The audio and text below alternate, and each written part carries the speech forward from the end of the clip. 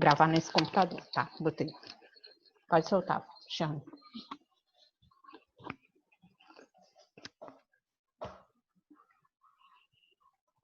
Boa noite.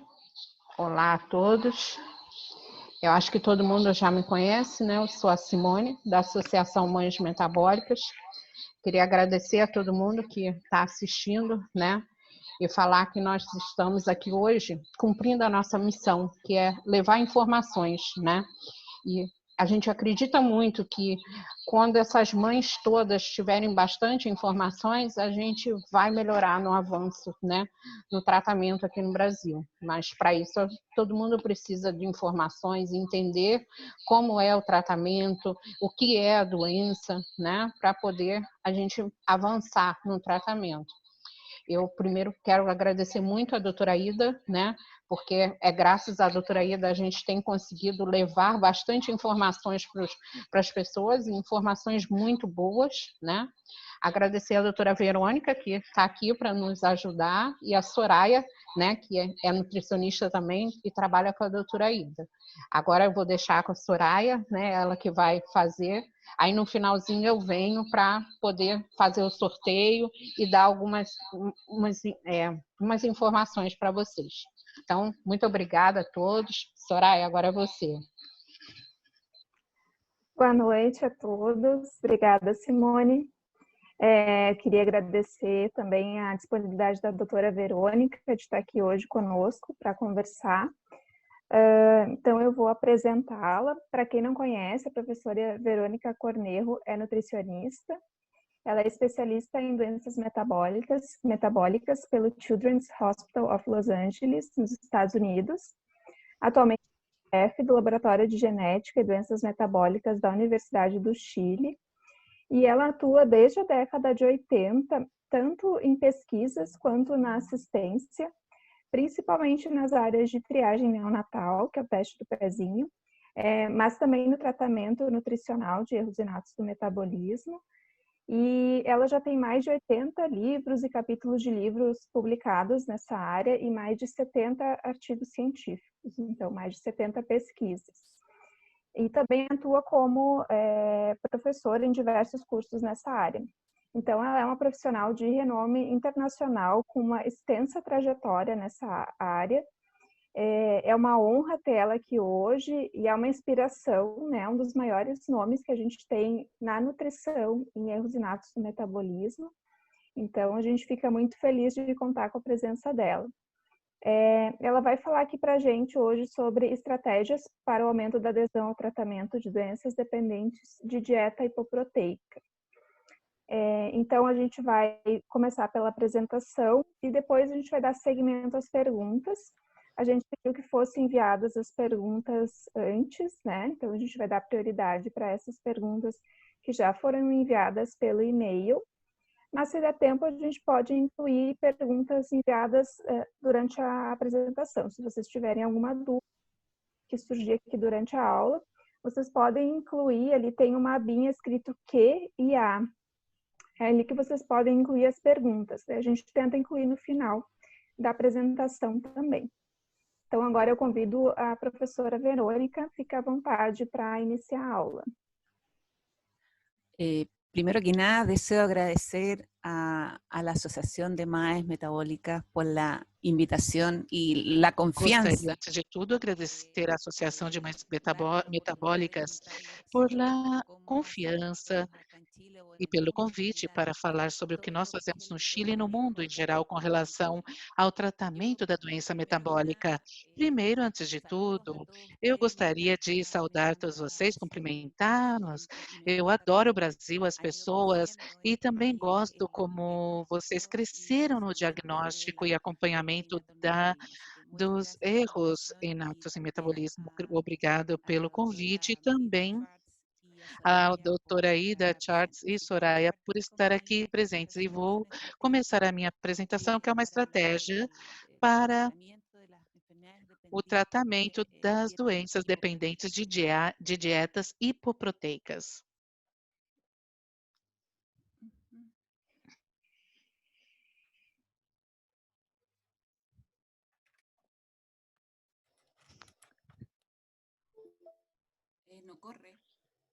Não está indo para frente, não está avançando.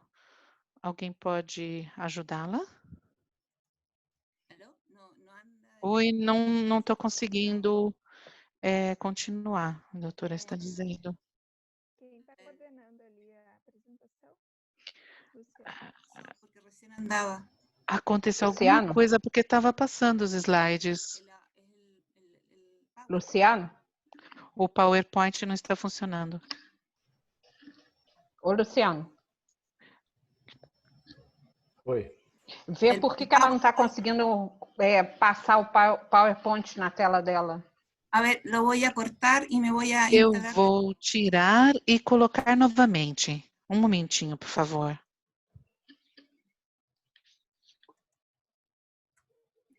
Ahí sí. Ahí estamos ok. Agora sim, está ok. Então, a primeira coisa é a minha declaração de conflitos de interesse. Eu não tenho nenhum. E eu fui convidada pela Associação de Mães Metabólicas. E a primeira coisa, então, é contextualizar o que são as doenças metabólicas em nível mundial, se nós pensarmos numa incidência conforme a doença neonatal atual e a cada ano nascem. No mundo, nascem 110 milhões de crianças, mais ou menos, e se nós considerarmos essa incidência dos erros inatos de metabolismo de 2.500 for um caso, a cada ano nascem cerca de 44 mil crianças com algum erro inato do metabolismo. Se nós levarmos isso para o diagnóstico nós vimos que de fenilcetonúria, e considerarmos a frequência da fenilcetonúria de 1 para 10 mil, atualmente seria mais de 500 mil de crianças ou pessoas que têm essa condição. Então, nós estamos falando de doenças pouco frequentes, mas que em alguma medida, no tempo, vão adquirindo relevância em nível de saúde pública. E esse é o ponto mais importante de por que essas doenças devem ser pesquisadas e detectadas muito precocemente. Quando falamos de erros inatos do metabolismo, nós temos que saber algo muito importante, que essa patologia se deve a uma alteração na codificação do DNA. E isso fará com que ocorra uma alteração na síntese proteica. Isso faz com que certas proteínas que funcionam muito bem nos nossos organismos são perfeitas, mas quando são mal escritas, que é a palavra, isso leva com que essa proteína muitas vezes não funcione mal ou funcione menor em quantidade do que o habitual. Então, nós vamos poder ter esse tipo de proteína em nível de membrana, transporte, metabolismo, e aqui então também as proteínas, os aminoácidos, nós temos também os carboidratos, os lipídios e também todo o ciclo específico, e principalmente nos organos celulares, são de macromoléculas. Então, eu menciono isso, mas aí nós podemos incluir as doenças também lisossomais. E o que serão os erros inatos do metabolismo? A maior parte são doenças monogênicas. Isso significa que é só um gene afetado, ou um gene afetado, perdão. E a maioria são de herança autossômica recessiva, para que saibam. Há um grupo que está ligado ao cromossomo X, mas a maioria são recessivos. É uma doença autossômica recessiva. O pai e a mãe portam essa doença, mas são saudáveis. Isso faz com que a sua descendência tenha a possibilidade de 50% de ser portador como os pais, e 25% de ter ambos os genes sem o defeito, e nós temos 25% de possibilidade de que apareça a patologia. Nesse caso, eu coloquei a fenilcetonúria, mas isso também para todas as doenças. Nós podemos mencionar o homocistinúria, fenilcetonúria, defeitos, outros, e muitas deficiências que nós podemos incluir aí. Mas o que acontece com esse defeito? Esse gene defeituoso, que é uma enzima, vai fazer, porque essa é uma cascata. O nosso organismo é maravilhoso. É uma cascata de ações que acontecem. E quando há um bloqueio, isso faz com que sejam provocados acúmulos de certas substâncias que podem ser tóxicas ou que podem danificar algum órgão específico do nosso corpo. Mas também vai fazer com que ocorram deficiências, porque esse ele não é produzido no final esse produto. Então, nós vemos que esse defeito vai levar a consequências muito alteradas. E como se define uma doença pouco frequente? Ou uma doença rara, como é descrita, são doenças pouco frequentes, se diz 1 em menos de 2.000 indivíduos, ou seja, pouquíssimo frequente. Então, 80% dessas doenças raras são de herança, ou seja, genéticas, mais ou menos 3 ou 4% delas ocorrem no período do recém-nascido. E até hoje foram descritos mais de 1.000 erros inatos no metabolismo, que foram descritos, se sabe qual é a causa, qual é a proteína que é defeituosa e qual é a consequência que ela provoca se estiver defeituosa. Disso, uma porcentagem tem tratamento descrito, alguns um tratamento super eficaz, super efetivo, e outros um tratamento que ao longo do tempo provoca algumas alterações, mas que em si pode ser que eles melhorem as condições, mas não é 100% de tratamento. E há outras que o tratamento cobre certas áreas, não todas. E o que nós temos que saber que dentro de todas essas doenças, a mais antiga, ou seja, a que começou com tudo isso, é a fenilcetonúria, e que começou conjuntamente com o diagnóstico neonatal. O que nós temos que saber do diagnóstico neonatal? E eu acho que no Brasil é feito bem, são para 6 ou 7 doenças que é feito esse exame, mas no mundo existe a triagem neonatal, mas no mundo também há essas triagens que permitem fazer esse diagnóstico. Então, temos aqui o teste com as gotas de sangue do pé, e aí com essas gotas de sangue podemos procurar doenças metabólicas, genéticas, imunológicas, cardiológicas, ou seja, foi aumentando o número de patologias a serem incluídas dentro dessa triagem neonatal. O que nos interessa saber é que dentro dessas que podem ser diagnosticadas, são 57 que podem ser diagnosticadas através desse programa nos Estados Unidos, onde é feito o maior painel de diagnósticos neonatal. Nós falamos da aminoaciopatias, onde está a grande maioria das doenças relacionadas com os aminoácidos. Nós temos os defeitos de oxidação, de beta-oxidação, que há um grande número de patologias, os defeitos orgânicos, a UCD, a galactomia, as deficiências de biotinidase e fibrose cística. Dessas, 42 têm tratamento nutricional, respondem a ele em uma positividade absoluta ou em alguma medida 50, 60, 80% de efetividade. E o que se chama de tratamento? Se eu focar do ponto de vista dessa via metabólica que está defeituosa, essa é uma figura muito simples, mas é para que vocês entendam o que vai acontecendo se eu tiver esse defeito e essa proteína, essa enzima está defeituosa. O que vai acontecer é que vai se acumular esse substrato A e vai haver uma deficiência do substrato B.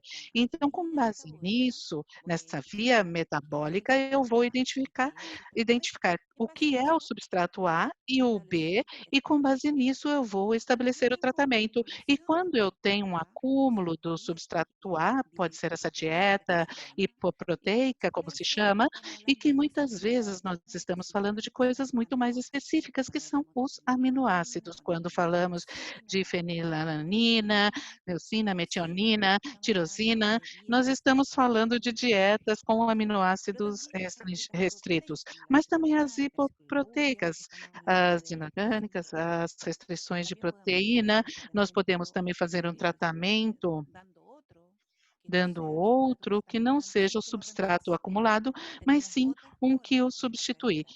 Nós temos através da detoxificação, nós podemos tirar algumas coisas que podemos tirar ou usar algum remédio, algum medicamento. Mas também temos que ver qual é a deficiência. Se é um aminoácido, nós temos que dá-lo, porque esse aminoácido se transforma em essencial. Por exemplo, na fenilcetonina, temos a arginina, a citonina, dependendo do bloqueio. Há outras patologias, temos deficiência de outros específicos, ou pode ocorrer deficiências de vitaminas, minerais. Com base nisso, nós vamos avaliando o que nós vamos usar. Também temos a forma de tratar através de utilizar certas vitaminas ou medicamentos para ativar essa enzima que está residual ou inativa. Então, nós vamos usar um medicamento ou uma vitamina, por exemplo, na doença de aciúria orgânica, a quinolônica, principalmente onde se usa a vitamina B12, uma porcentagem dela começa a funcionar nessa dieta. E aí também a outra forma que nós também não estamos relacionando diretamente com o tratamento dietoterapêutico, que é o uso de EDTBC, por exemplo, na tirosinemia, que acompanha o tratamento nutricional com uma dieta restrita de tirosina, e também temos todas essas doenças de macromolécula, que são as terapias de reposição enzimática, onde entra principalmente a doença lisossomal. Aqui nós temos várias doenças metabólicas que precisam de tratamento. Eu marquei de azul as relacionadas com aminoácidos, principalmente com as proteínas, porque também nós temos as relacionadas com a frutose, galactose, que é o carboidrato, ou a que está mais abaixo relacionada com a gordura, o defeito, a hipocolesterolemia familiar, a deficiência de lipoproteína lipase, que estão relacionadas com gordura, temos de carboidrato, proteína, aminoácidos e também da gordura. E ao lado direito, nós podemos ver a eficácia desse tratamento e a grande maioria tem uma resposta muito boa. Desse ciclo, então, orgânico, nós sabemos que tem bom resultado o tratamento dessa dieta hipoproteica, mas é necessário muito mais acompanhamento, porque são doenças muito jovens, porque ela tem pouquíssimo tempo, elas têm pouquíssimo tempo de diagnóstico neonatal e acompanhamento no tempo. Então, a evidência ainda não diz que é 100% efetiva, mas nós temos sim uma resposta positiva. Então, todas essas patologias têm uma resposta a esse tratamento terapêutico. E o que acontece, então? Nós temos aqui a fenilcetonúria, aqui nós temos a fenilalanina, com base nela a hidroxilase, que é a proteína que transforma essa fenilalanina em tirosina, com esse defeito metabólico. Essa via metabólica se quebra e se acumula esse substrato, que nesse caso é fenilalanina, e ocorre a deficiência, e por outro lado é a tirosina. Ambos são aminoácidos. A fenilalanina é um aminoácido essencial e temos que consumir para ter síntese proteica, e no outro lado está a tirosina, que se transforma através da fenilalanina e é um aminoácido essencial. E na fenilcetonúria, como ela não se sintetiza, se transforma num aminoácido essencial que deve ser entregue através da alimentação de uma criança com essa patologia.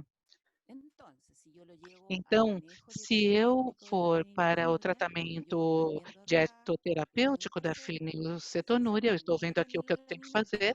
Se acumula a fenilalanina, eu tenho que reduzi-la, eu não posso eliminá-la porque ela é essencial. E, por outro lado, como eu tenho deficiência de tirosina, eu tenho que dá-la. Então, o meu tratamento nutricional será especificamente nesse nível. E é o que é feito pelos médicos, nutricionistas, quando eles enfrentam o diagnóstico de um caso com fenilcetonúria. Então, o tratamento é com base nesse tratamento dietoterapêutico da fenilalanina e tirosina. Então, o que significa a proteína? Porque aqui nós temos que esclarecer muito bem por que estamos falando de uma dieta hipoproteica, porque estamos falando de aminoácido.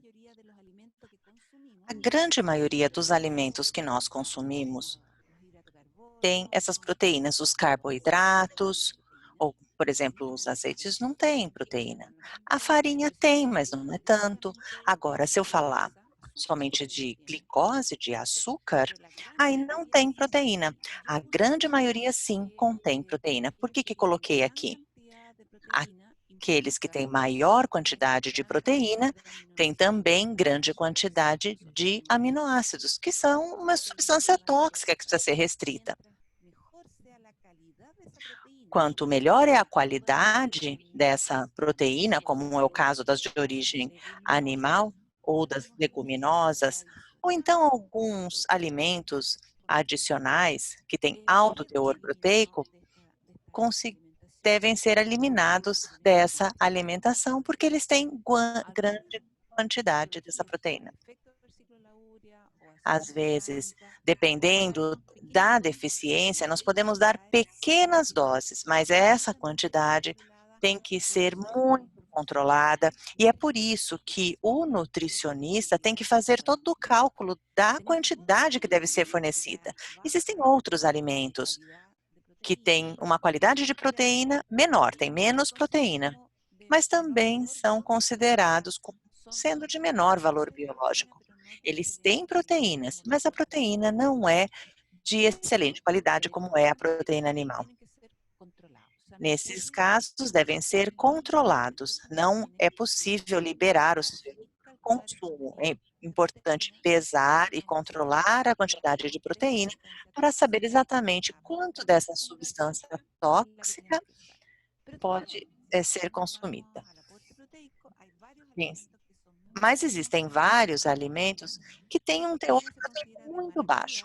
É considerada uma proteína de baixa qualidade, porém trazem outros nutrientes essenciais, como vitaminas, minerais, antioxidantes.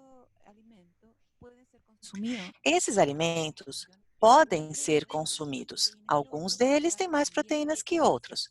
E aí, nesses casos, devem ser pesados e deve ser feito o cálculo do teor da substância tóxica e também o teor proteico. Ou seja, nós temos essas variantes, são variáveis que vão determinar o que pode ser consumido e o que não pode.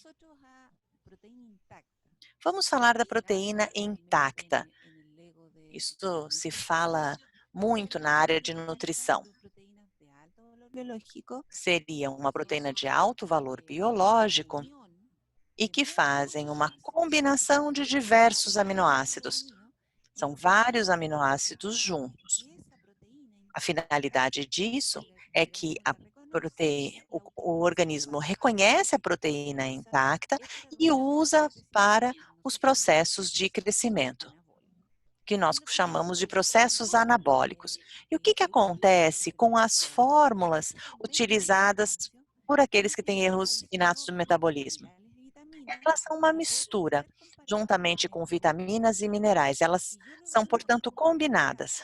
Quando nós fazemos uma avaliação de qualidade, eu diria que são comparáveis. Existem proteínas que permitem os processos anabólicos, permitem o crescimento, e por isso é que é tão importante consumir a fórmula quando se tem uma dieta hipoproteica, porque é uma forma de entregar aquela substância que está sendo retirada da alimentação, no caso a proteína intacta, substituindo-a por essas fórmulas. As fórmulas garantem a quantidade de proteína que vai levar ao crescimento adequado. que acontece quando nós temos essas misturas de aminoácidos? Conforme vão ser feitas misturas e colocando só o aminoácidos, o custo aumenta, porque precisa de um processo tecnológico, mas também muda o sabor, porque os aminoácidos às vezes alteram muito o sabor, às vezes são um pouco mais ácidos. Por isso que fazem essas misturas, colocam outras misturas para melhorar a palatabilidade, para que seja mais fácil de comer. Então, quando as crianças começam a consumir desde pequenas, elas toleram bem esse tipo de fórmula. A vantagem dessa fórmula é que ela garante o teor proteico necessário. Quando nós comparamos com as recomendações, normalmente estamos consumindo um pouquinho mais. Aqueles que trabalham com uma dieta hipoproteica, por que é hipoproteica? Porque o consumo não é de produtos naturais, essa proteína vem da fórmula. Então, esse consumo de proteína é 30% superior àqueles que não têm a doença. As fórmulas são cruciais para conseguir controlar essa doença. Eu queria mostrar esse gráfico aqui, para mostrar essa importância. Esse é um estudo que que envolve 243 crianças acompanhadas ao longo do tempo com fenilcetonúria. Em vermelho, a proteína obtida pela fórmula, em azul, o tanto de proteína total. Veja, 75% da proteína veio da fórmula quando eles estão no primeiro ano. Quando são mais velhos, 85 a 90% da proteína vem das fórmulas. Essas fórmulas com aminoácidos são cruciais para manter um bom crescimento dessas crianças que têm algum erro inato do metabolismo. Essas fórmulas são modificadas. Às vezes são adicionados vitaminas, minerais. E com isso nós conseguimos oferecer todos os nutrientes e manter um estado nutricional adequado para a idade.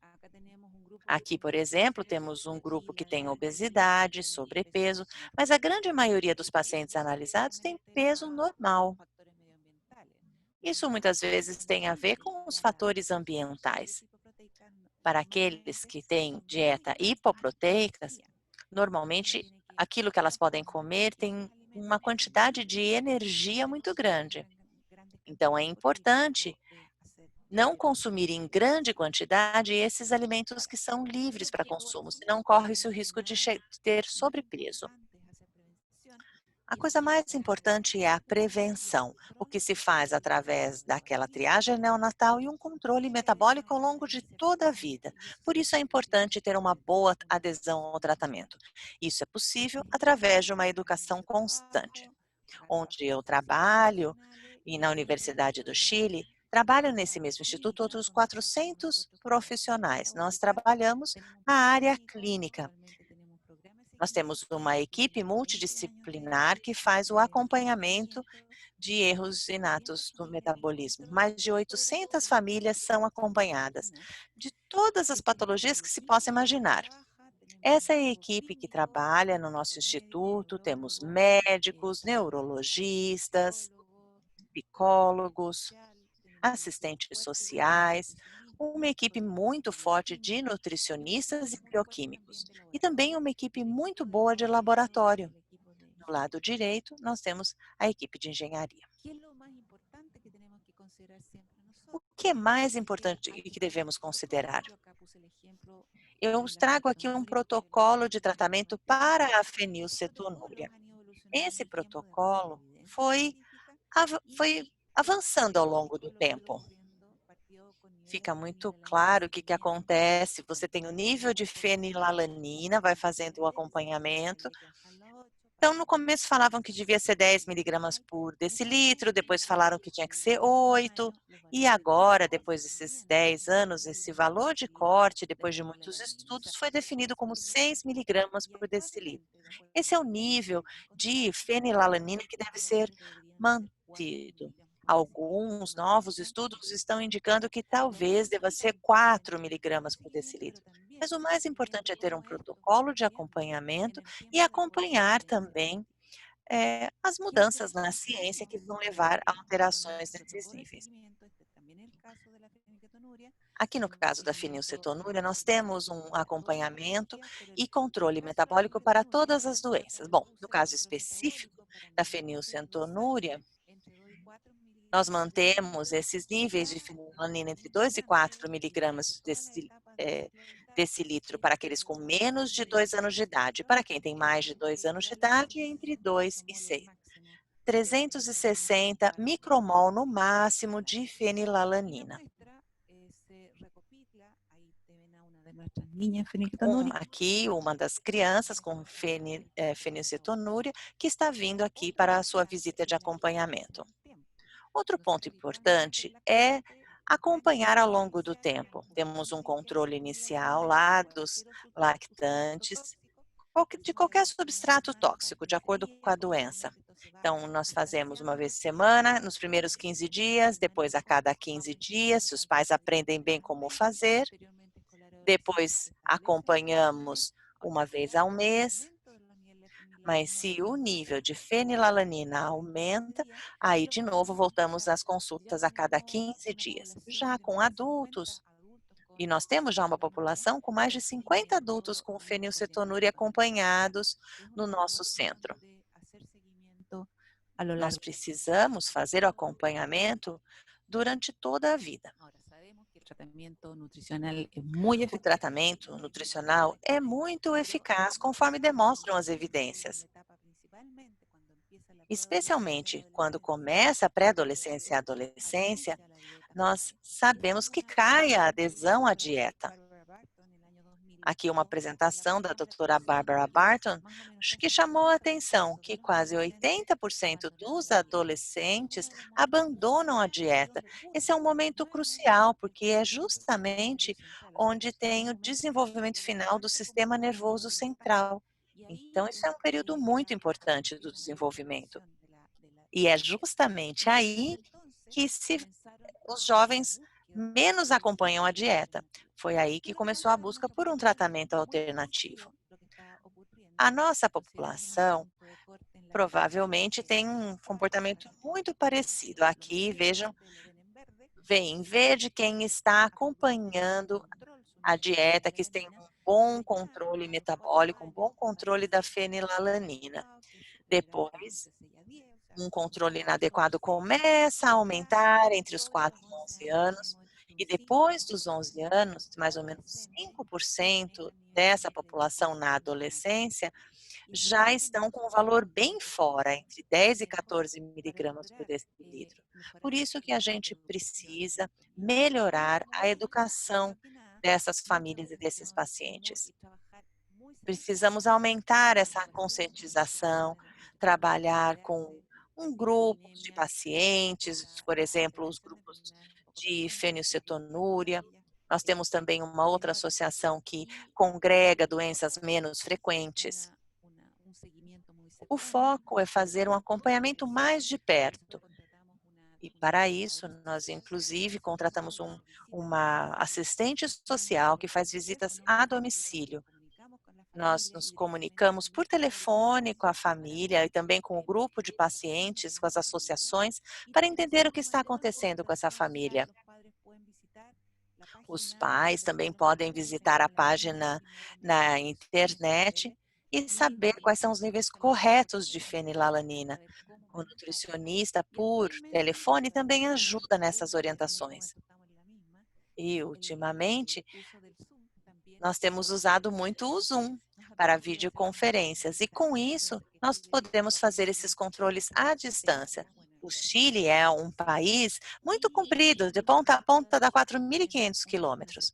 E com esse tipo de tecnologia, nós podemos nos aproximar mais dos pacientes que vivem mais longe. Nós também conseguimos adaptar os alimentos para medidas caseiras. Nós utilizamos um tamanho de xícara padrão. Então, essa medida ela é padrão e tudo é feito em relação a essa medida. E com isso, nós conseguimos definir a quantidade de aminoácidos e proteínas a serem controlados. Para melhorar a adesão ao tratamento, nós também fazemos algumas oficinas com adolescentes. Desde os 11 anos, nós ensinamos a fazer o cálculo das suas dietas específicas, participar da preparação dos alimentos e, com isso, nós conseguimos baixar os níveis de fenilalanina. Então, vejam aqui nesse gráfico a comparação dos níveis antes e depois dessas oficinas. Isso é importante, porque é esse autocontrole dos adolescentes que permite melhorar os seus níveis de fenilalanina e aumentar a sua responsabilidade sobre a sua própria dieta. Também oferecemos alguns jogos, aqui como jogos com ímãs, de acordo com a idade. Aqui é uma criança de 5 anos, vendo quais alimentos que ele pode comer e aqueles que são proibidos. Então, isso é feito na clínica. E assim nós vamos fazendo com que eles gravem esse conhecimento e que a própria criança tenha mais conhecimento sobre a sua dieta. Nós também começamos a fazer aplicativos para que pudesse fazer os cálculos da dieta. Funciona no Android, funciona no iPhone, e aí pode calcular a quantidade de leucina, de fenilalanina, e com isso nós conseguimos melhorar o cuidado e o autocontrole feito pelos adolescentes. Um outro ponto que é importante é que essa baixa adesão acabou levando a uma busca de terapias alternativas ou coadjuvantes. Existem várias propostas, isso vai variar de acordo com a doença. Às vezes nós podemos melhorar a própria tolerância de um certo nutriente, podemos ter então reposição enzimática, uso de chaperonas, também o transplante de órgãos, que é usado em alguns casos. E também a reposição de cofactor. E, finalmente, podemos ter uma suplementação de produto. A terapia gênica realmente é algo muito novo ainda. Eu trabalho já há 30 anos com doenças metabólicas. E a terapia gênica ainda não é realidade. Mas quando ela chegar, quando houver o veículo necessário para implementar a terapia gênica, aí sim nós teremos uma solução para essas doenças metabólicas. A medicina está avançando muito rapidamente e eu imagino que em breve teremos alguma solução do tipo. Eu gostaria de lembrar disso, das crianças. Hoje são crianças, mas logo serão adultos. Nós precisamos ter esses adultos saudáveis, felizes, mesmo com a doença. É importante acolhê-los, acompanhá-los, para que eles possam ser adultos produtivos, que vão ter ali traçar o seu caminho. E também nós podemos ver como que eles vão poder ajudar a comunidade. O mais importante é esse trabalho que se faz. Vocês, como pais, têm essa responsabilidade de apoiá-los nessa transição da infância para a idade adulta. Isso é possível, demora um tempo, mas é possível. E com amor, com certeza, o amor conquista tudo. Obrigada. Agradeço a todos pela atenção e pela sua participação.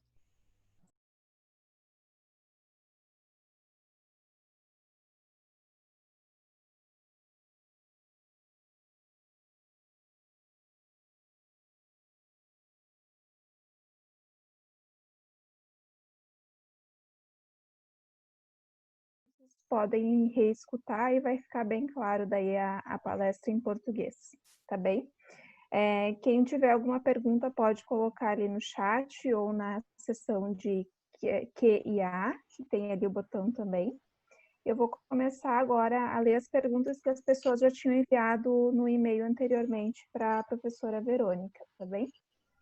Então, a primeira pergunta, Verônica, que nos enviaram foi: eu posso confiar nos rótulos de alimentos para oferecer algo para minha filha com base na quantidade de proteína?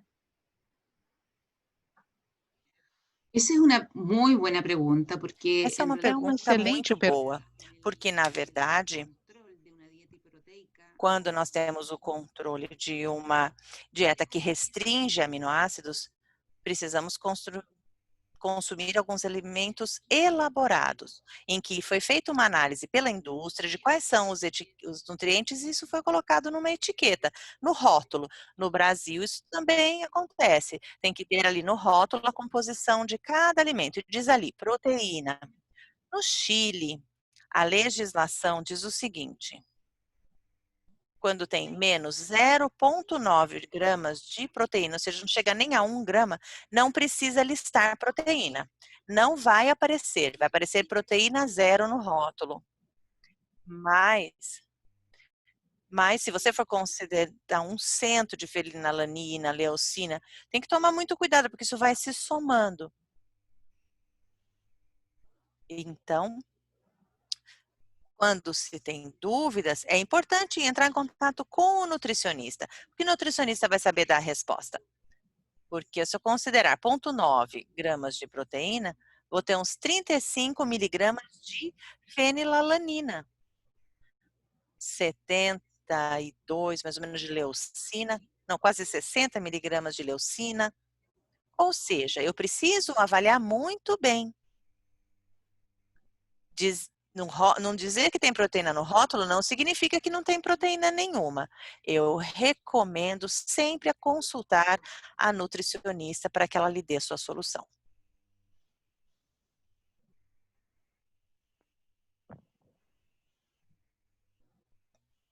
Seu som está fechado, doutora Soraya. Obrigada, Verônica. Pessoal, se alguém não estiver conseguindo entender as respostas, eu posso falar aqui também, tá? Daí vocês me sinalizem ali no chat, tá bem? A segunda pergunta foi: para eu testar um alimento novo na dieta, quantos dias após a ingestão do alimento que eu devo coletar o sangue? eso también, o sea, eso es muy importante. Isso também é muito importante. Nós temos um processo de mais ou menos 48 horas para fazer o processamento metabólico. Então, se eu como uma grande quantidade de fonte de fenilalanina ou leucina, e se eu como e tomo por exemplo, um copo de leite, e imediatamente eu meço os níveis de fenilalanina, os valores são de antes, porque não deu tempo ainda de passar pelo organismo. Precisa passar pelo organismo, ir para a corrente sanguínea, e isso demora uns 48 horas. Aí sim podemos medir. Mas se essa criança, por qualquer motivo, tem, por exemplo, um quadro infeccioso, eu preciso esperar 24 horas para saber qual é o pico de leucina ou fenilalanina. Por isso que normalmente, se eu não quero que aumente aquela substância tóxica, eu tenho que começar a controlar antes. Porque quando a criança, de repente, fica doente, eu já sei qual é o valor. Esse é um controle que tem que ser feito ali de perto. Por isso que a frequência de controle é tão grande. Não é uma vez por mês. Normalmente a gente liga pelo WhatsApp ou pelo telefone quase diariamente. Especialmente as crianças muito pequenas. Esse controle tem que ser constante.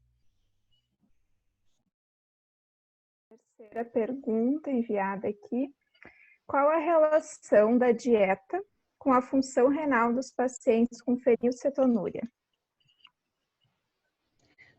Eso está... Bom, se eu falo das doenças em geral, a carga proteica poderia criar um efeito adverso no nível renal. Isso nunca foi descrito para a fenilcetonúria por causa da carga de proteínas. Lembra que eu falei que 30% recebemos uma proteína 30% acima da recomendação. Um adulto precisaria ter 1 grama de proteína por quilo de peso. Então, se pesa 50 quilos, 50 gramas de proteína. Então, imagina, no caso da fenilcetonúria, tem que complementar com mais 30%. Então, é como se fosse um extra. Atualmente, não conhecemos nenhuma relação com algum tipo de prejuízo renal. temos que ir controlando para ver o que acontece. Porque nesse sentido pode ser que o organismo consiga ir eliminando esse excesso de proteína consumida. Agora, é diferente em alterações do ciclo da ureia, por exemplo. E nesses casos foram confirmados que o alto consumo de proteína pode criar uma alteração no nível da função renal, associado a um aumento, porque é como se o organismo ficasse envelhecido mais rapidamente. E um dos órgãos que se envelhece, por assim dizer, mais rapidamente seriam os rins. Uma carga proteica maior poderia acelerar esse processo.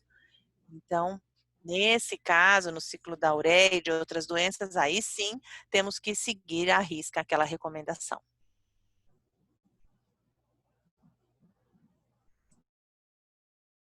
Leve é igual de quem tem fenilcetonúria clássica.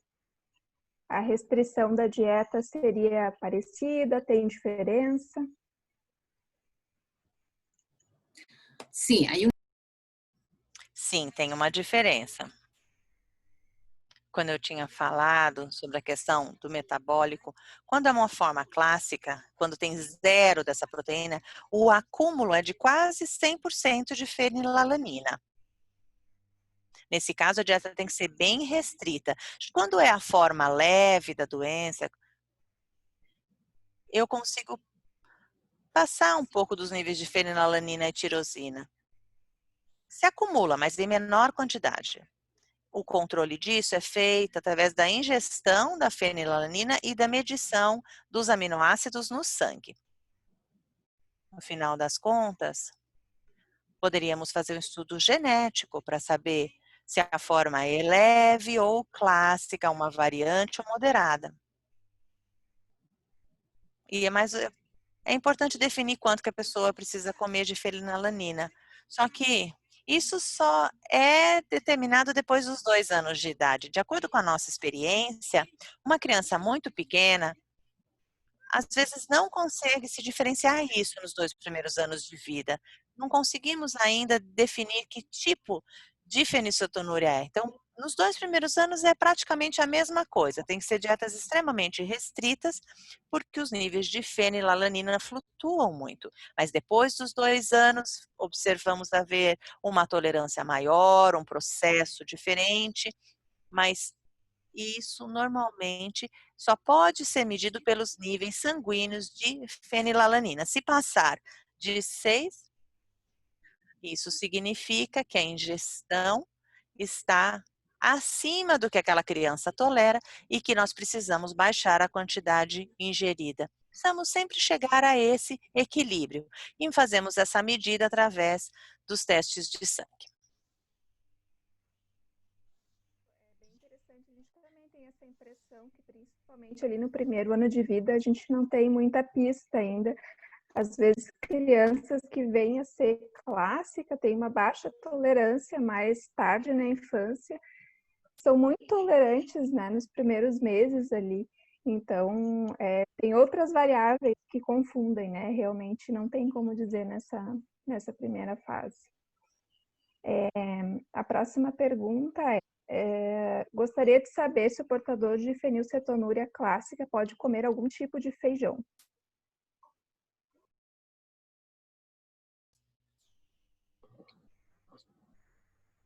Eu mostrei ali no slide, não sei se deu para ver, os feijões entram naquele grupo de alimentos que se chamam legumes. Eles têm uma quantidade de proteína muito parecida com das proteínas animais, portanto, uma grande quantidade de substância tóxica. Se me pergunta, pode comer? Pode. Depende.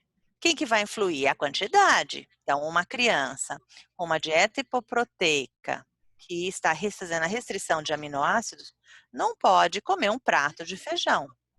Talvez 3 feijões. Porque ali eu já tenho uma quantidade limite para aquela criança. Então, não é que é proibido, mas temos que ver qual é o volume a ser dado. Se eu for dar 3 feijõezinhos ali nadando numa sopa, de repente é melhor nem dar, né? Porque nutricionalmente não vai ser adequado para essa criança. Por isso acabamos não usando. Agora, se mexer esses 3 feijõezinhos com outros alimentos sem proteína, ou então baixo em substâncias tóxicas, em leucina, fenilalanina, o que seja, tudo bem. Mas a associação é essa. Se eu tenho uma tolerância maior a proteínas, aí eu posso usar. Isso é determinado pelo nível sanguíneo daquela substância tóxica. Feijão é um alimento de todo dia aqui no Brasil, né? Arroz e Sim. feijão. Então, as famílias sentem muito, às vezes, de não poder oferecer, porque é uma comida, assim, bem tradicional. A próxima pergunta, essa pessoa queria que você falasse um pouquinho mais sobre as pesquisas em relação ao tratamento da fenilcetonúria que você participa. Se você puder falar brevemente.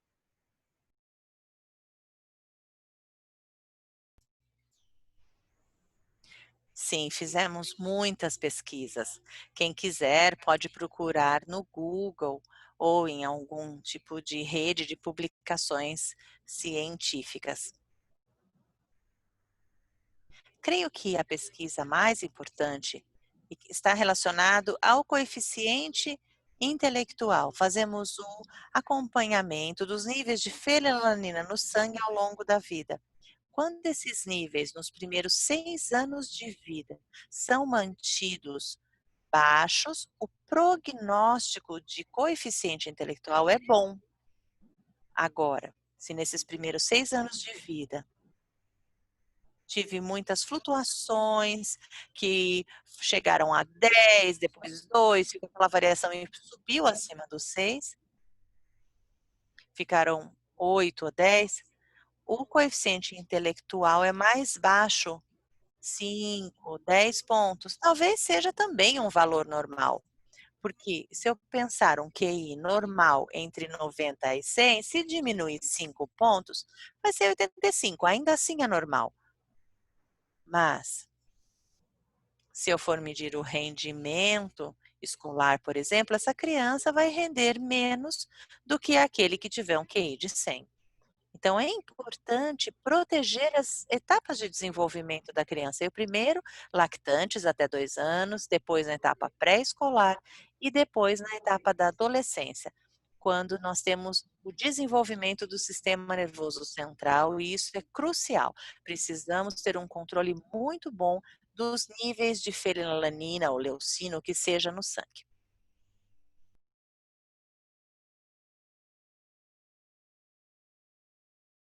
Se você quiser acrescentar alguma informação, pergunta aqui, quais são os riscos para o paciente quando os níveis de fenilalanina oscilam muito e o que essas oscilações podem acarretar no desenvolvimento neurológico? Claro. É como eu estava dizendo. Digamos, é uma coisa que às vezes assusta muito os pais. No primeiro ano de vida aqui no Chile, e eu imagino que seja parecido no Brasil, as crianças são vacinadas pelo menos 6 vezes no primeiro ano de vida. Né? Você tem a tríplice e um monte de sarampo, tudo, um monte de vacinas no primeiro ano. E nós sabemos que a vacina tem um efeito catabólico e isso pode aumentar o nível de fenilalanina. Essa instabilidade poderia provocar um efeito adverso no desenvolvimento. Mas o que nós fizemos é manter durante o primeiro ano até o segundo ano níveis de controles mais baixos. Definimos o ponto de corte em 4 nos 2 primeiros anos, não 6, para evitar essas oscilações, só por causa do processo metabólico. Existem coisas que é um problema de transgressão, aí é outra coisa. Quando a criança, por exemplo, come alimentos que são proibidos ou quando a mãe dá uma quantidade de alimento maior do que deveria, e aí esses níveis vão a 8, depois baixa a 6, depois vai a 12. Essas flutuações, quando nós vemos isso ao longo do tempo, isso sim tem um impacto nesse QI. mesmo que sejam 4 vezes ou 6 vezes ao mês. Não necessariamente vai ter uma queda de QI de 5 pontos, talvez seja um ponto só, mas isso influencia. Então, essas flutuações, sim, influenciam no desenvolvimento neurológico. Por isso que é importante fazer o controle dessas substâncias tóxicas de maneira constante, para que sejam mantidos dentro das faixas necessárias e não provoquem danos ao desenvolvimento neurológico.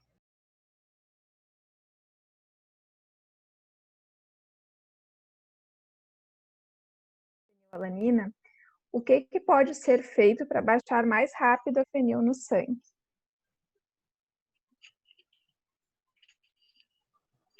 Eso pasa con los escolares. A nosotros Isso nos pasa. acontece com as crianças em nível escolar. Tem uma história divertida que já aconteceu com a gente. A criança em idade escolar, aqui no Chile, eles vão de ônibus escolar para a escola. Então, a criança com fenilcetonúria, que tem 5 anos, mais ou menos, ela vai lá com o coleguinha no ônibus, né? E o coleguinha levava pão para ele todo dia. No Chile, que nem para vocês é arroz com feijão, é o pão no Chile. Todo mundo consome em grandes quantidades. Levava, então, o coleguinha um pão com queijo. Ele não podia comer.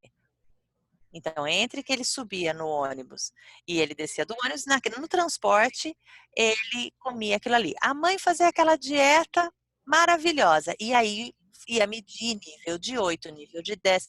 E aí descobrimos que o problema é que ele era uma transgressão. Então, aqui, esse autocontrole é a coisa mais importante. Nós temos sempre que vigiar a criança, mas o mais importante é que essa criança tem que se conscientizar e se responsabilizar. Muitas vezes as crianças já com 2 anos já sabem o que eles podem e o que não podem consumir. Mas a gente precisa mostrar aquela etiqueta. Essa etiqueta pode, essa outra não, enfim. E eles vão incorporando isso, vai fazendo parte do seu conhecimento. E outra questão importante é a questão da confiança. Quando você estabelece uma confiança com a criança e fala, olha, se você comer um iogurte ou um leite, você precisa me avisar. Então, em casa, aí não dou mais fenilalanina, por exemplo, dou só fórmula. E aí o que você faz? Você consegue baixar o nível de fenilalanina, porque em 48 horas você consegue baixar. E aí pronto, o nível chega a 2. Mas tem que estabelecer essa confiança com a criança, porque se a criança não conta, você não vai saber nunca, até que seja medido. Por isso que é importante que eles saibam que se eles fizerem algo fora do que deveriam, eles devem contar. A questão anterior, né? Então, também não é a condição ideal, porque vai estar oscilando demais o nível de fenil, né? Então, claro que vai acontecer eventualmente, mas o trabalho deve ser para que isso não aconteça sempre, né? A próxima pergunta é, o que acontece com um paciente de 3 anos de idade, quando o nível de fenilalanina no sangue estiver alto, tipo em torno de 10 a 13 miligramas por decilitro?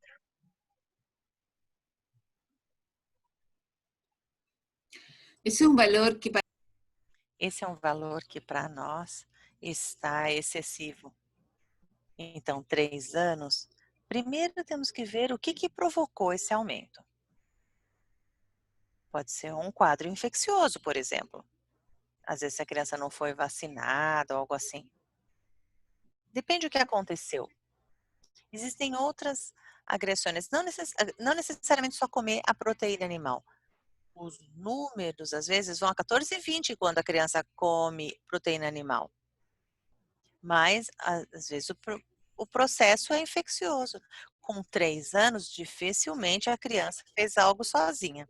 Então, a primeira coisa, tem que entender o que aconteceu. E temos que também orientar a criança, porque pode ser que alguém tenha dado algo errado para a criança comer. E é importante que isso não se repita, porque se isso acontecer sempre, se eu tiver um nível de 10 constante, passei 6 meses com a criança que tem 3 anos, isso afeta o desenvolvimento intelectual da criança.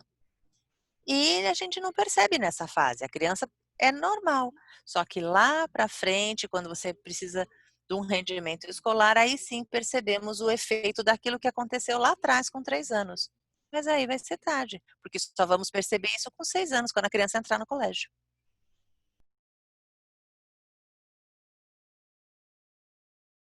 Na fenilcetonúria, qual o problema dos níveis de fenilalanina ficarem abaixo de 1 miligrama por decilitro? Níveis muito baixos.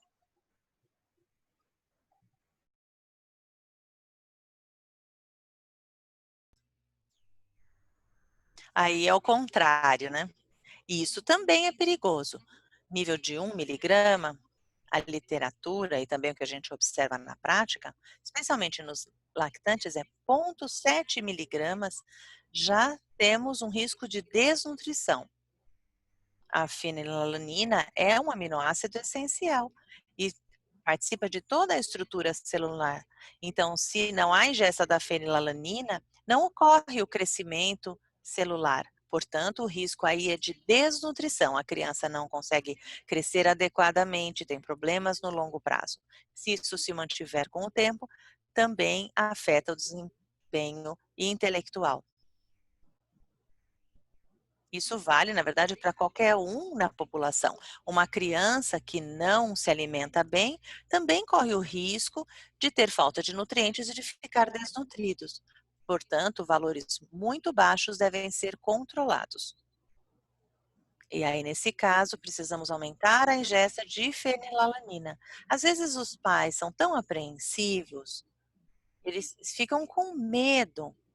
E aí, eles tiram tudo. E aí esses valores caem. Precisamos ter essa confiança de que tem um valor máximo, mas que tem também um valor mínimo. Então, essa ingestão de fenilalanina tem que ser mantida nessa faixa. E, com isso, a criança pode ter um desenvolvimento absolutamente normal.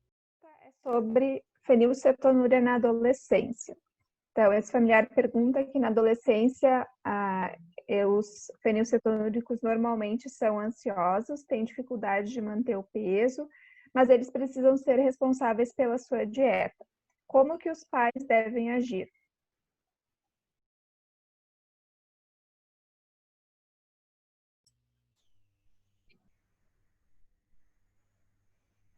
Isso é algo que nós enfrentamos, né?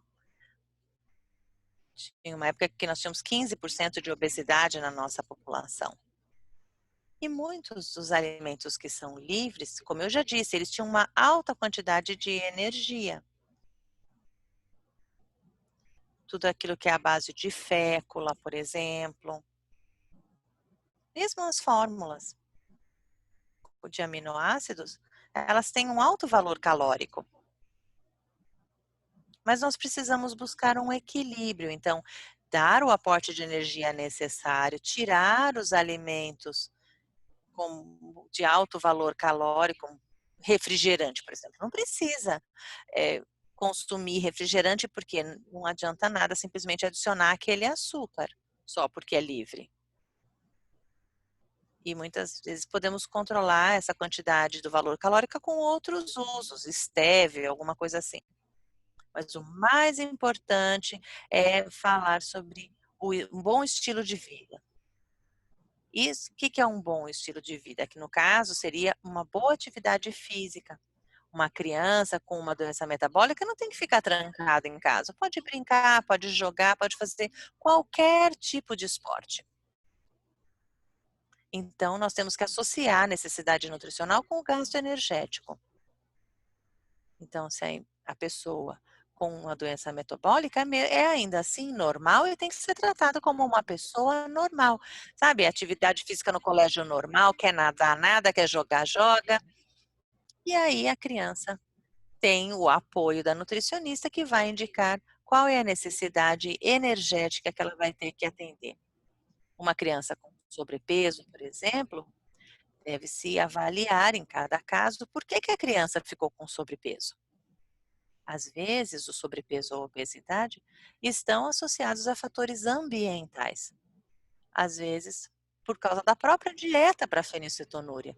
Então, é importante ter o apoio do psicólogo, e ver quais outros fatores estão tendo um efeito ali. Existem algumas situações que são ambientais. Adolescente. Então, pegando esse gancho, tem uma pergunta aqui. Gostaria de saber como é o acompanhamento psicológico com os adolescentes lá no Chile, no seu centro. Claro, nosotros acá, como yo le decía, tenemos un grupo grande Como de disse, nós temos um grande grupo de adolescentes e adultos.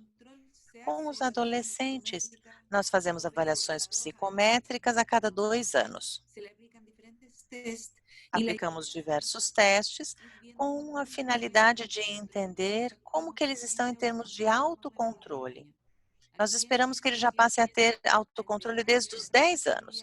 A gente já começa a dar essa responsabilidade para a criança com 10 anos, para que aprenda a preparar sua fórmula, para que a criança entenda o que significa essa dieta hipoproteica, essa dieta que tem essa restrição de fenilalanina ou leucina. E nessas avaliações psicométricas são feitas a cada 2 anos.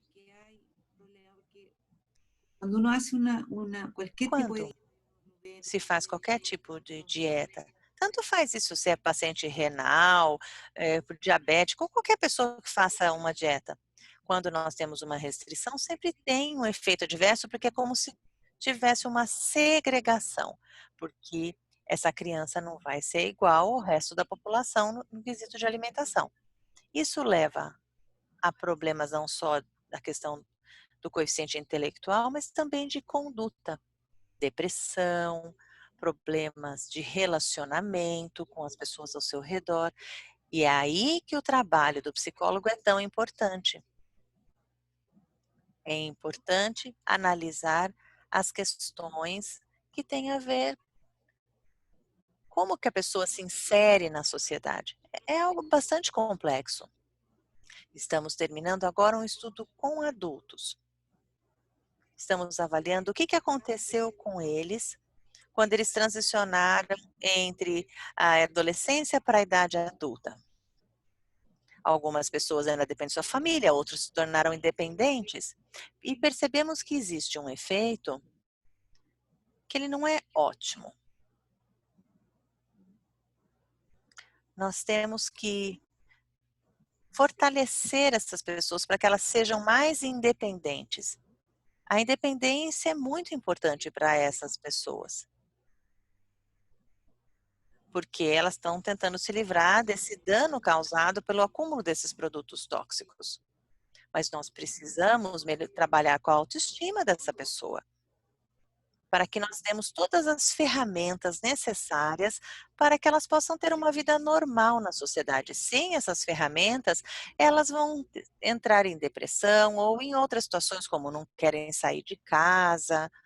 Enfim, podem ter muitos obstáculos para que eles consigam ter a sua vida própria.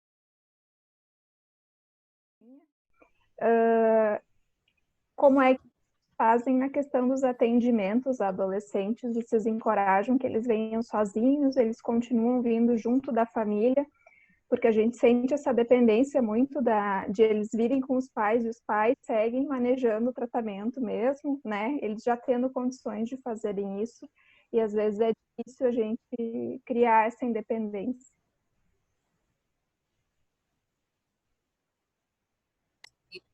Sí, sí, nosotros. Sim, no caso dos adolescentes, nós somos cuidadosos. Temos que ter o controle da adolescência, na verdade, até pelo perigo da pessoa andar sozinha numa cidade tão grande quanto Santiago, por exemplo. Muitas vezes elas têm autonomia de ir para a escola sozinhos e tudo. Mas, bom, aqui no Chile, fez 18 anos, é adulto, e nós pedimos então que eles venham sozinhos. Na primeira, eles já vêm com a família porque estavam acostumados, mas dali para frente a gente pede, muitas vezes eles vão quando é casal, né, vão com a namorada, com o namorado. E nós fazemos lá já o controle dos adultos, na clínica de adultos. Já na consulta Nós temos áreas separadas de consulta pediátrica e de consulta de adulto. Porque eu olho para o adolescente, tratei ele todos esses anos, eu continuo enxergando como se fosse criança, né? Mas é importante estabelecer uma relação diferente com seus médicos, por isso que a gente separa. Então, nós temos a clínica de adultos e a clínica pediátrica. Porque assim as pessoas criam laços diferentes com os profissionais. Nós queremos que os adultos, os adolescentes, já façam outras coisas, porque a relação com eles já vai ser diferente com os nutricionistas e outros profissionais. Quando eles vêm com a família, a gente pede que eles entrem sozinhos na consulta, que a família fique lá na sala de espera, a menos que tenha algum problema. Aí a gente chama o pai, mas a gente pede que não entrem juntos, para que as pessoas vão ficando independentes. A menos que a criança tenha, ou o jovem tenha, algum tipo de prejuízo neurológico e aí precise dessa ajuda. Senão a gente fala para entrarem sozinhos na consulta. Pergunta aqui também sobre adolescentes. Qual deveria ser a periodicidade das consultas em adolescentes? O que vocês preconizam? Nosotros antiguamente, esta es una historia que Eu tenho uma certa história, né? Nós temos o tratamento nutricional para 2 patologias que são subsidiados pelo Estado.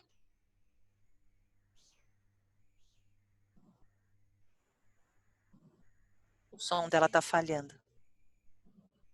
Bom, então no caso desses casos tratados pelo governo, não há diferença de nível socioeconômico.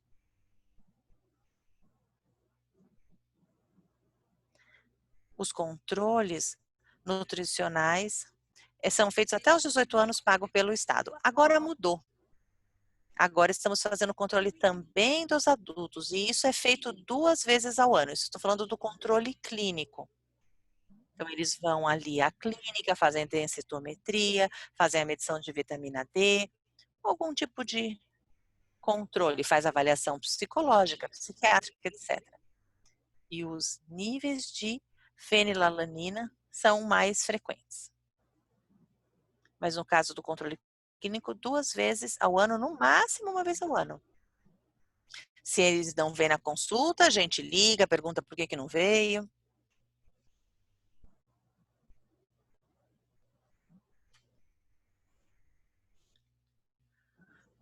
Porque é importante que eles tenham esse controle.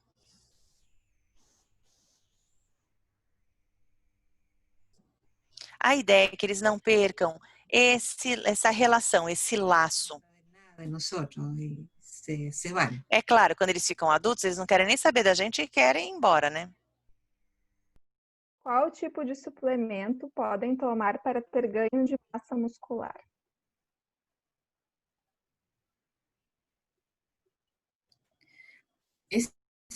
Esa pregunta en realidad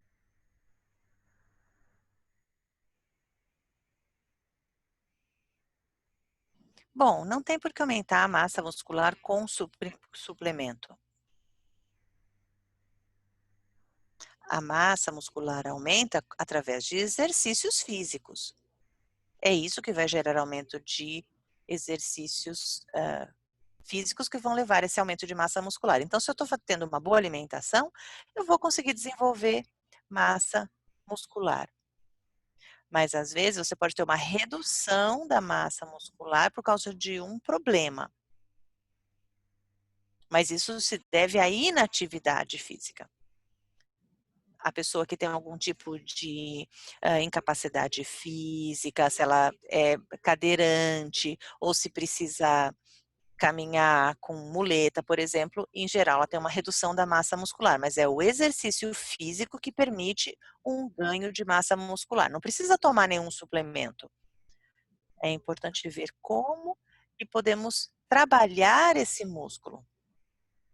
E aí, garantir todos os nutrientes na dieta, mas não tem necessidade de nenhum tipo de suplemento. Não recomendo, por sinal.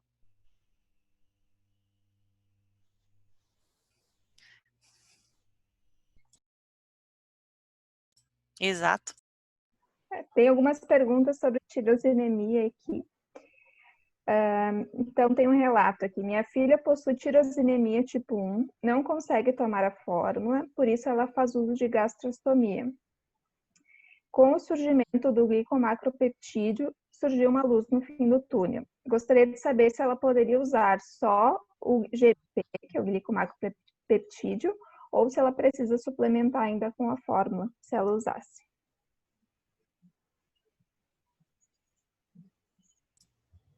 A ver,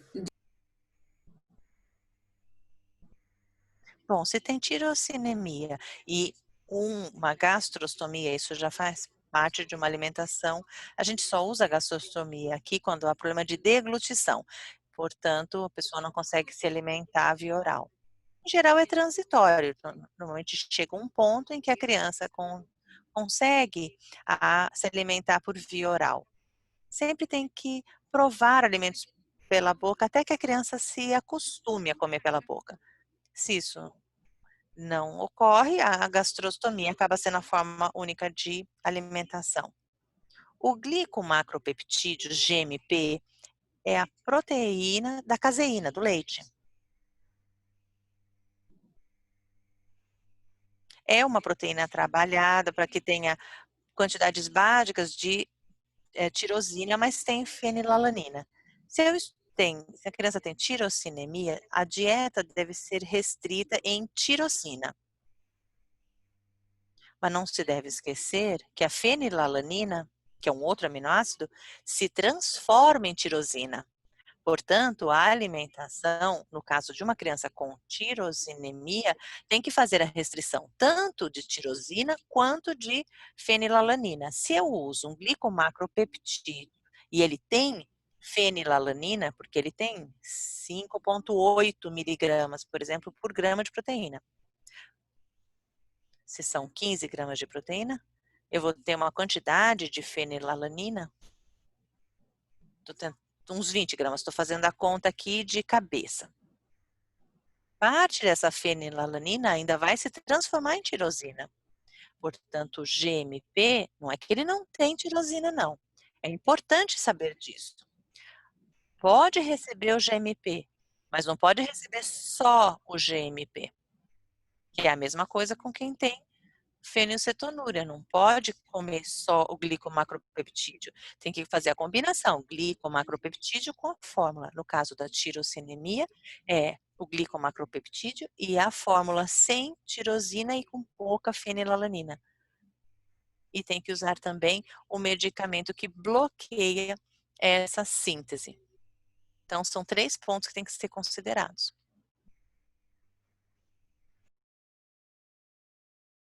Pode enfraquecer ossos e dentes.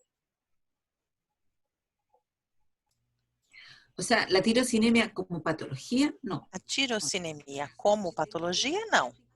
A menos que tenha algum tipo de dano hepático que esteja afetando outras vias metabólicas. Mas em todas as enfermidades metabólicas, se nós não cuidamos a parte da ingestão de cálcio e de vitamina D, isso pode acontecer. Então, eu preciso sempre controlar a vitamina D e o cálcio. Precisamos seguir as recomendações. Tem para várias faixas etárias, faixa escolar, adolescente, lactante, adulto. Tem a quantidade de cálcio. Então, na etapa de crescimento, precisa de um certo nível, 1.500 ao dia. Quando não há crescimento, 800 por dia. E é isso que precisamos controlar. Se há um aporte de cálcio adequado e um aporte de vitamina D adequado, nós podemos garantir a saúde dos ossos e dentes. Mas se tem outra alteração que afeta o metabolismo do cálcio ou de vitamina D, aí isso precisa ser avaliado, porque também podemos ter dano ósseo se acontecer isso. O problema não é da tirosinemia.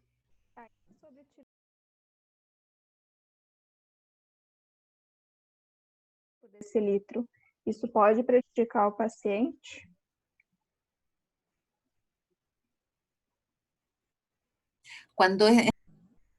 No caso da tirosinemia, os níveis podem ficar muito baixos de fenilalanina, é verdade.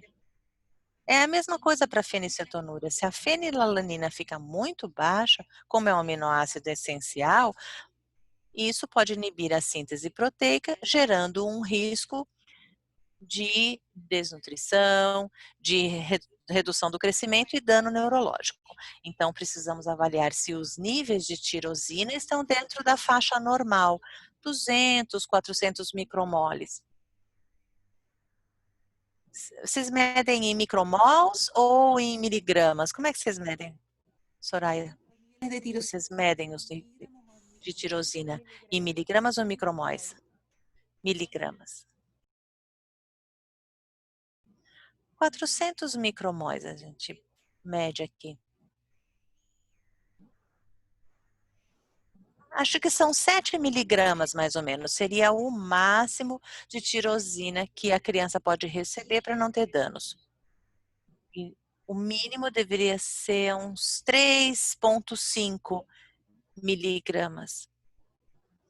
Se a criança tem níveis de tirosina de 3 e pouco miligramas, isso significa que a gente pode aumentar a ingesta de tirosina e fenilalanina, porque quando os níveis são muito baixos de fenilalanina, há um risco de deficiência.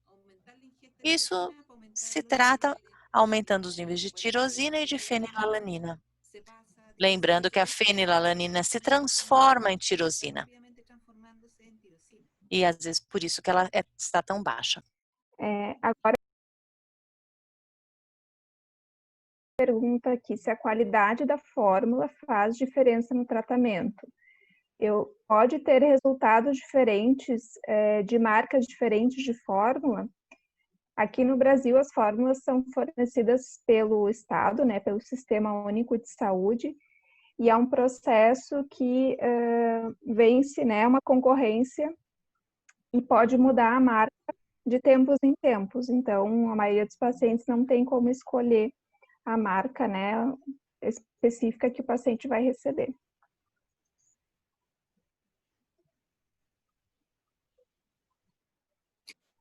Sí, yo creo. Acontece a mesma coisa no Chile. Também são feitas licitações pelo Estado.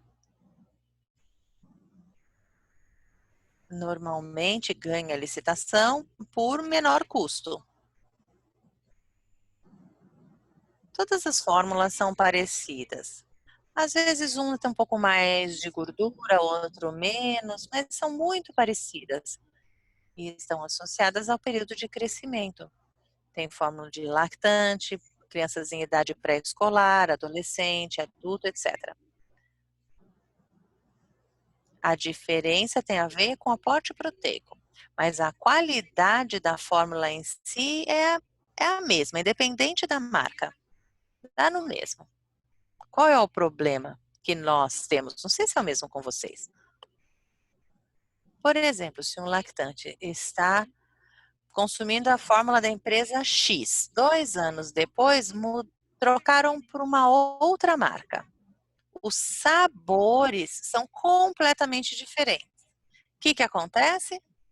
Esse lactante com 2 anos, 3 anos, ele cospe tudo, não quer comer, porque o sabor é diferente. O problema é que eu não vou ter quantidade de proteína suficiente, eu posso ter aumento da substância tóxica, porque a criança vai querer comer outra coisa. O problema das licitações é que essa não só troca a marca, o principal problema é a troca de sabor, e aí a criança rechaça aquilo. Não é por causa da qualidade, é por causa do sabor. Mas os pacientes notam diferença no sabor de qualquer maneira, então é complicado. E a outra pergunta também sobre fórmula gostaria de saber qual é o efeito quando a criança fica sem tomar a fórmula por muito tempo. Então, a pessoa fala que aqui no Brasil é comum faltar a fórmula. Então, às vezes, os pacientes ficam meses sem receber e sem tomar.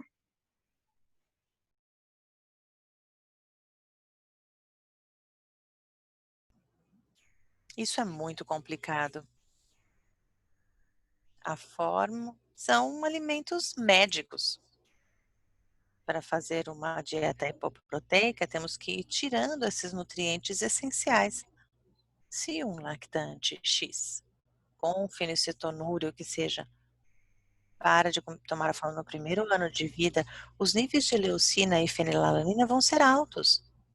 O diagnóstico neonatal não vai ter o seu efeito de prevenção, porque esses níveis não podem ser controlados, porque a criança tem que comer alguma coisa, senão morre de fome, né? A ideia é garantir uma entrega sustentável dessas fórmulas no tempo, porque aquela intenção de prevenção através da triagem neonatal se perde, porque você pode ter danos no sistema nervoso central pela falta de suporte, pela falta da fórmula, porque a proteína da fórmula dá saciedade. E aí essa criança não tem fome.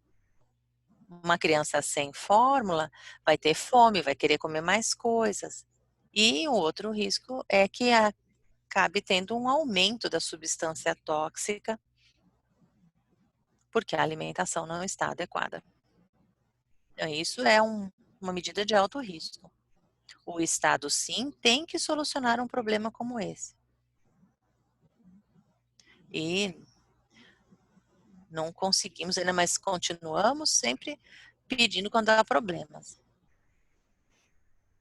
Quando houve problema de falta de fórmula, por exemplo, para aquele problema de xarope do bordo, nós processamos o governo, tiveram que trazer essa fórmula de outro país, porque a criança não podia ficar sem um compromisso do Estado.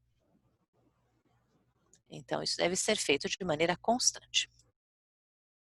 Quase aqui a 9h30, então eu vou fazer a última pergunta para finalizar e depois a Simone faz os comentários. A gente teve mais perguntas, Verônica. Se tu concordar, a gente pode responder por escrito depois para as pessoas. Pode ser? Perfecto, nenhum problema. Tudo bem. Para finalizar, várias pessoas aqui perguntaram sobre o aplicativo, todo mundo muito interessado.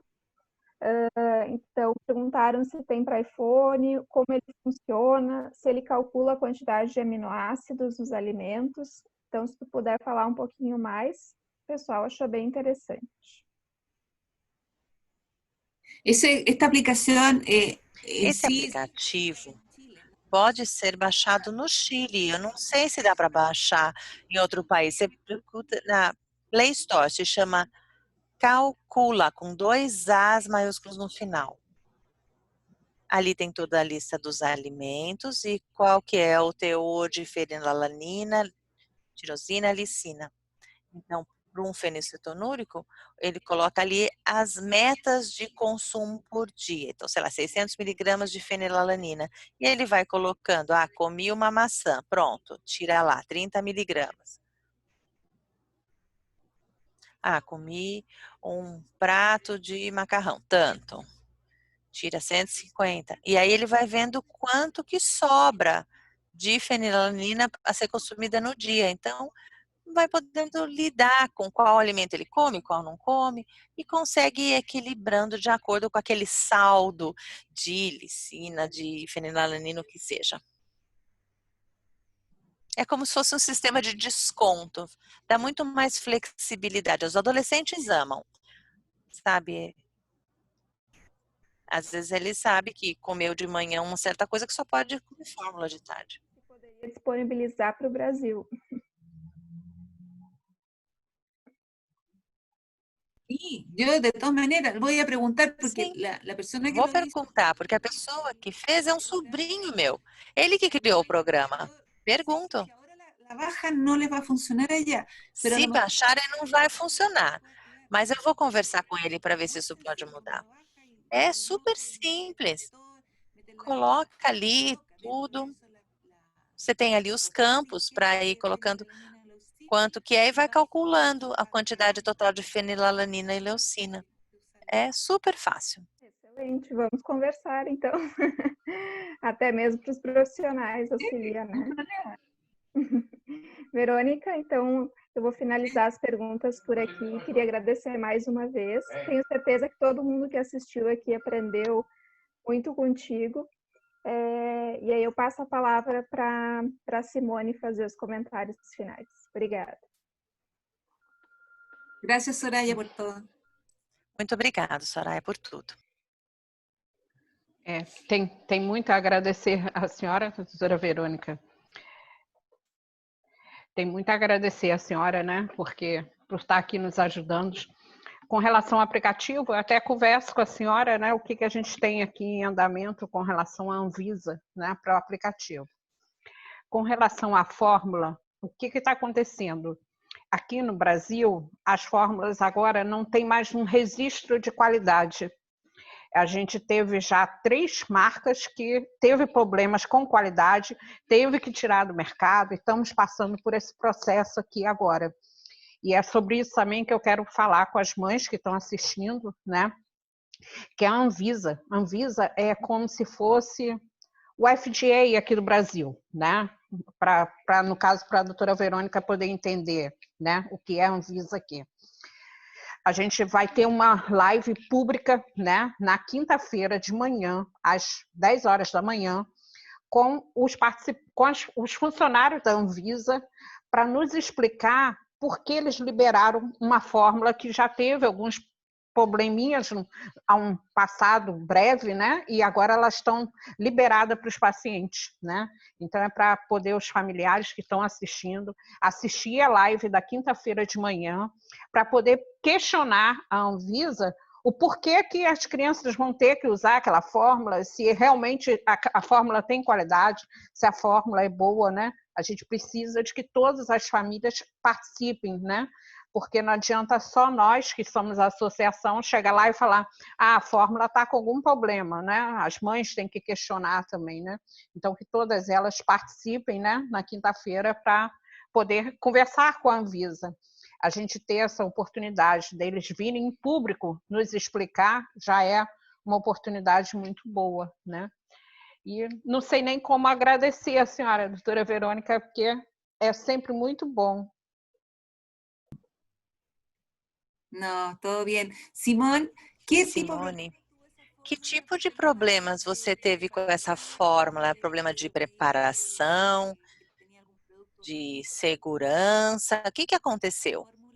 Qual era o problema dessa fórmula que teve problema? ¿Me Simone escucha? perguntou qual é o tipo de problema. Eu consegui ouvir. Tivemos todos os tipos de problema, tá? A gente teve todos. A gente teve uma das marcas que aqui não se consegue fazer a cromatografia dos aminoácidos. Os pacientes não conseguem dosar todos os aminoácidos, só lá com a doutora Ida ou então em Brasília. Fora isso, os pacientes não fazem, né? Em Brasília, por exemplo, eles tomaram uma marca dessas aí e vários aminoácidos ficaram alterados, né? Então, a gente não consegue saber o que tem dentro daquela lata, a quantidade dos aminoácidos, não existe esse exame aqui no Brasil. Há pouco tempo, essa que foi liberada agora, a Anvisa foi fiscalizar dentro da fábrica e ela não tinha condições de higiene normal, como é que se diz? Fala, Soraya, como que eu digo a palavra? De calidad. Era muito Qualidade. precário. De qualidade. A qualidade dela não... Calidad debe haber sido mala. No relatório E a seguridade também. Questão de qualidade e de segurança, né? No relatório dizia que não tinha condições, o local não tinha condições de ser limpo por conta das paredes e o piso, da onde estava sendo fabricado. Aí, aqui a gente estamos com muito problema nesse sentido, porque as taxas das crianças dão alta, então a mãe não sabe se está alta porque a criança comeu demais, né? Transgrediu a dieta, ou se a taxa está alta porque aquela fórmula não está adequada. A gente agora tem tido muito esses problemas aqui. Mas a gente vai resolver, a Anvisa tem nos recebido e isso logo em breve vai ficar no normal aqui no Brasil. Então, eu acho que já podemos encerrar, né? Agradecer a senhora, a Soraya por ter nos ajudado, a doutora Ida, que está sempre disposta a nos ajudar, né? E para os pacientes familiares, né? Muito obrigado por estarem aqui, por assistirem, por estar nos apoiando, né? E na quinta-feira de manhã vamos estar todos juntos de novo. Obrigado, tchau. Chao. Chao. Gusto. Chao. Muchas Boa gracias por noite. invitarme. Que Tchau, estén foi bien. um prazer e agradeço pelo convite. Chao.